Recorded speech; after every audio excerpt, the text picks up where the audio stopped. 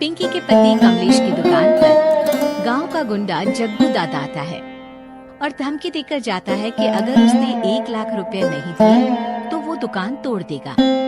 घर में सभी परेशान होते हैं। अरे सत्यानाश हो उस जग्गू का।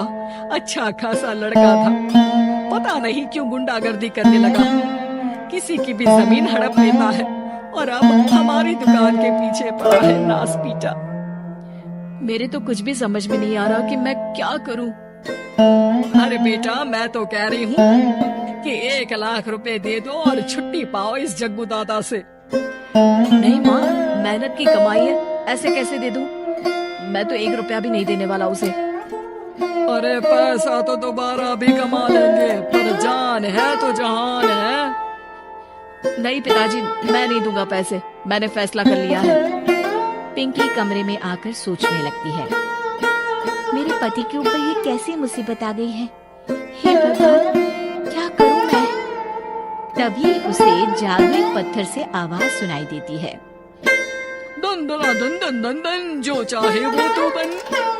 अरे हाँ, मैं भी कितनी भुलक्कड़ हूँ, मेरे पास तो जादुई पत्थर है, पर मैं क्या करूँ? जग्गू दादा तो बहुत बड़ा गुंडा है, उसका सामना मैं कैसे कर पाऊंगी? पर मुझे ये करना ही होगा। पिंकी प्लान बनाती है और उसे एक आइडिया आता है और वो आइडिया वो सबको बताती है। सुनिए, मेरे पास एक प्लान है। आप जग्गू दादा को पैसे देकर उन्हें घर पर खाने पर बुलाइए। सब ये सुनकर दंग रह जाते हैं। लो और सुनो, अरे वो तुम्हारे दूर के चाचा नहीं है जिसको खाने पर बुलाया जाए। जग्गू दादा है इस गांव में सबसे अमीर और 1 नंबर का गुंडा। ओफो सासू माँ, मैं जो कह रही हूँ वो करके तो देखिए। मैं आपको यकीन दिलाती हूँ कि कल के बाद जग्गू दादा हमें कभी परेशान नहीं करेगा। पिंकी के कहने पर कमलेश जग्गू दादा को रुपए देता है और उसे अपने घर खाने पर बुलाता है। अरे भाई, मानना पड़ेगा कमलेश, काफी तरक्की कर लिया तुमने। 1 लाख रुपए तो बड़ा ही कम डोनेशन था। जग्गू दादा सोफे पर बैठता है और सबसे मिलने लगता है। अरे भाई, लता मौसी ठीक तो हो ना? सुना है घुटने में बहुत दर्द रहता है। हाँ बेटा, पर तुझे कैसे पता चला? अरे जग्गू दादा सारे गांव की खोज खबर रखता है, और वैसे भी मेरी माँ और आप तो बचपन की सहेलियां थी ना, तो आप तो हमारी माँ सी हुई।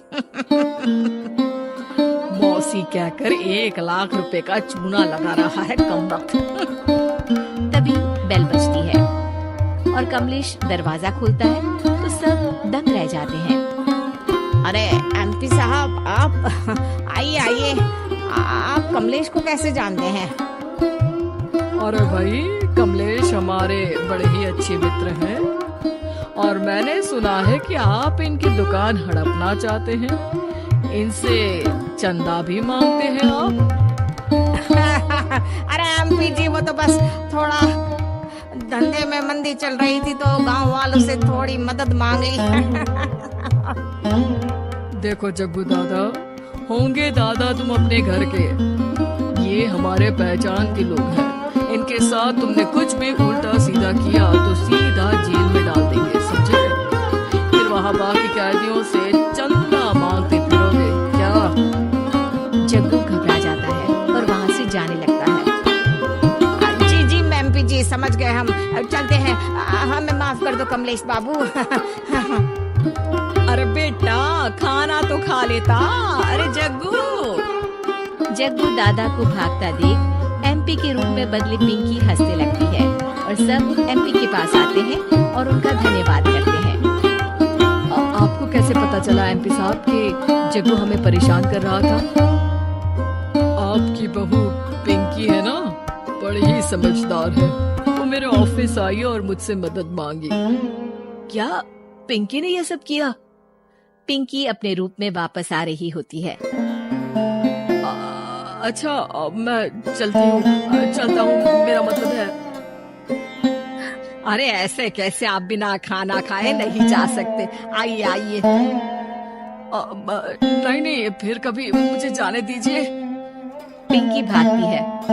अरे इन्हें किस बात की जल्दी थी? लगता है कोई इम्पोर्टेंट मीटिंग होगी माँ। हाँ भाई, बड़े लोग हैं, दिन में कुछ ना कुछ चलता ही रहता है। लेकिन भगवान का शुक्र है कि आज बहू की वजह से सब सही हो गया। पर बहू है कहाँ? पिंकी घर से दूर भागते भागते अपने रूम में वापस आ जाती है।